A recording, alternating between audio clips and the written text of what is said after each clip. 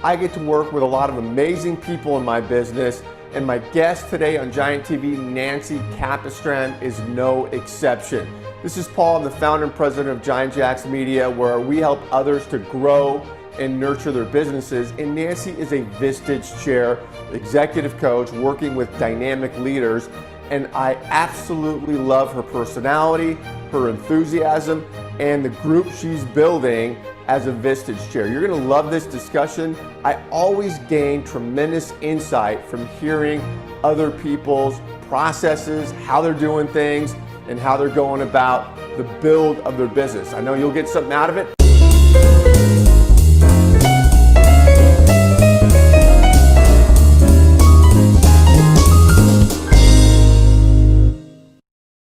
Hi, everybody. Welcome to Giant TV. This is Paul Hitchcock. I'm the founder and president of Giant Media. We help companies and coaches to grow and nurture their business. Really excited for my guest today, Nancy Capistran, who is an international certified executive coach and a Vistage Chair out of the greater Boston area. Nancy, welcome.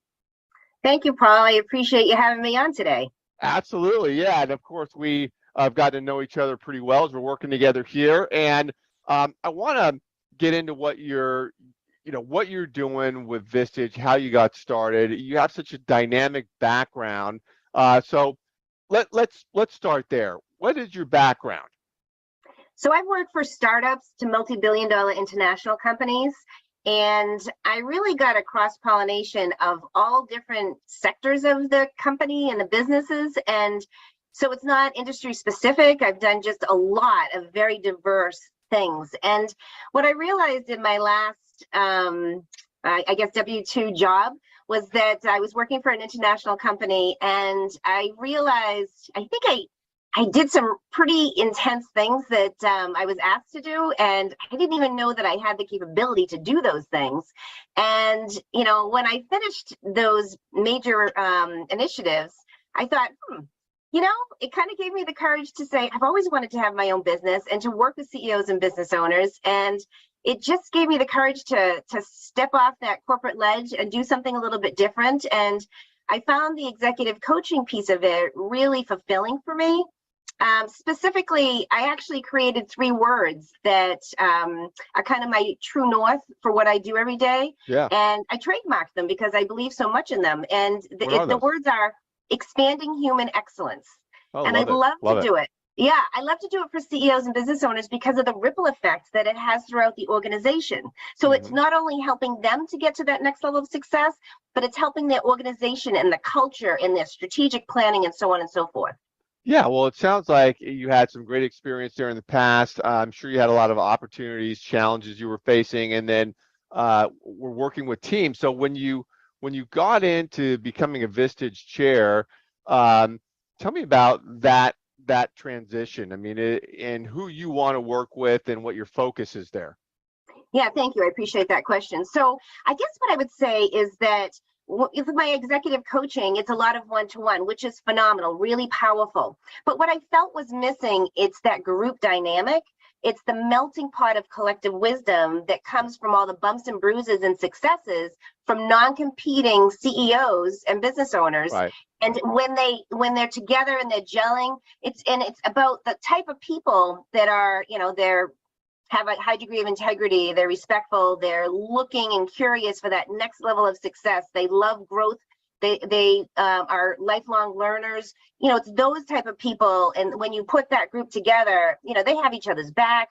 We're working really well, and the amazing things that happen, it's phenomenal. Well, I got to ask you, because so you're getting CEOs in one room, and do they really open up in that room? I mean, is there a vulnerability in there? Or people, you know, because it doesn't work if people are holding back, you know, so do they really kind of just throw it all out there, and are they networking outside of that group? Is this a connection they have going forward where they're helping each other with the businesses? Yeah, I love that you said that, because I'm smiling because yesterday I had my CEO meeting and I had a new member. And one of the things that I had mentioned to her was that, you know, this is a trusting group. You can say anything and it's like zipped. And something came up where one member said something, somebody else said, okay, I'm going to warn you, don't do that. And, you know, and the new member, I looked at the new member, I said, I told you it was a trusting space. And she said, now I believe you, because of the depth of what we were talking about with the business and, you know, this particular thorny situation that was happening. So, you know, and that happens at every meeting. And that's what I think is so great. And they do bond. There's a number of them that are cyclists, and they were, you know, kind of talking about the mass challenge, and, you know, something, just different things that are going on and what they're doing, and in asking, hey, do you want to do this? I'm doing this ride. Do you want to help with it? Do you want to go here? Or, you know, can you help me with this? I know you had something. Let's talk offline about this. And so they do connect with each other and do help each other. And I think that there's so much richness in that. Awesome. Yeah, awesome. Because I know I've heard a lot, you know, the phrase, it's lonely at the top. And it really is true, you know, for those CEOs. I've seen it where they don't have a confidant at the company.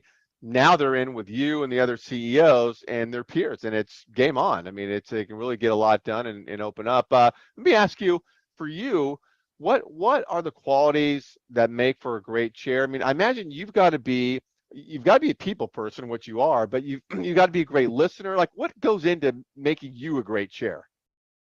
I think for me, I really focus on meeting my client where they are, or meeting the member where they are and what they're dealing with. And every time I either get on a Zoom call, a phone call, in person, whatever that is, I want to focus on the highest and best use of their time, and how can I add the most value to what they're dealing with in that moment? Because if we can unglue that and get some next steps and what they need to do, then as soon as they get off the call or they leave my meeting with them, they're hitting the ground running, being able to make traction in a meaningful way. Yeah, because you're doing the groups with the CEOs, but then you're doing the one-on-ones. And yeah, those one-on-ones, are those in person or are they Zooms?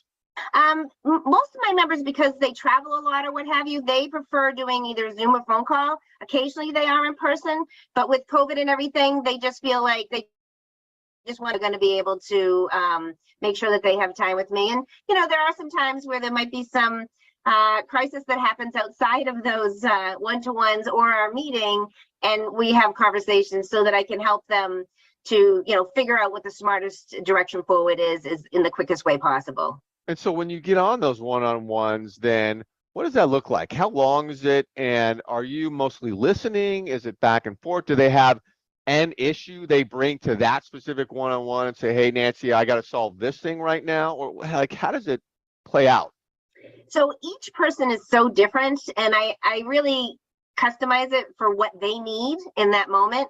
Sometimes, you know, it could be an hour, it could be an hour and a half. Sometimes it's 2 hours. It depends on what it is. Traditionally, it's about an hour to an hour and a half. Okay. And, you know, if they need a check-in in between that, because, you know, can you just look at this email or this, you know, I'm scripting something, I just want to make sure, or I'm doing this presentation, you know, something that's really important to them, then, you know, we put a little extra effort into that to make sure that they feel like they're solid in what they need to do. And they also leverage each other, you know, that those peers, that is such a strong bond, and totally. They really depend and rely on them. And a lot of similar issues, or the thing is, sometimes somebody's going through something and somebody else in the group has already gone through it, whether it's selling a business, buying, you know, like growing through acquisitions, whatever the case may be. There's a variety of different things. It could be culture issues. It could be, you know, a rogue employee, or, you know, the death of an employee. You know, that we've had a number of pretty intense situations, and everybody kind of really rallies around the person that needs that help. And we all need it at some point in time, because nobody's perfect and nobody has all those answers. Yeah, no, awesome. I'm thinking if I had a one-on-one with you, the first thing I talk about is, hey, Nancy, my kids are driving me crazy. Can you help me with my kids?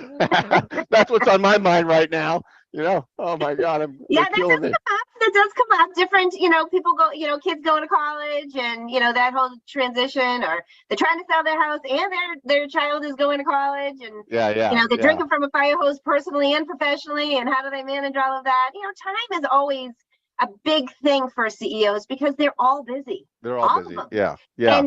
But what I try to focus is on, how do they make sure that their time is in the highest and best use of their time, and where are their fingerprints on some of the work that they're doing? Does it belong with them, or really should it be somebody else? And so being intentional about the work that they're doing, just because they've been doing it all along, doesn't necessarily mean it belongs with them. Right. And you're in the greater Boston area, and you've got, I imagine the CEOs in your group are dynamic businesses in the area. They're crushing it. They're growing. I mean, I imagine these people are pretty entrepreneurial. Is that a fair description of who's in your group? Yes, yes. Yeah. And then, it's interesting because as each new person comes on, I think it's really fascinating how quickly it's like from hello. When they walk in the door, they're meted and greeted and everybody, just embraces them and they're part of the group and off we go. Oh, that's so awesome. Because I mean, that whenever, I've been involved with Vistage for a long time, love the organization. And that's one of the things I always think about is if I was running a business, got to be able to meet other people in my geographic area, non-competing. They're like me. They're going to have the same struggles and challenges. And it just seems like yeah, I mean, it seems like the bond is so tight. Yeah. And I think the one word that they would say is that it's very refreshing to have this confidential space of trusted peers to be able to help and just whatever that issue is, you just put it out there. Yeah, love it. Well, Nancy, great stuff. And I want to tell everybody that's listening, we're going to stream this everywhere. So you may be watching this video on YouTube, LinkedIn, Facebook, Twitter, and want to get connected to this woman. Very dynamic. I've enjoyed getting to know her. Her contact information will be around the video wherever you're watching it.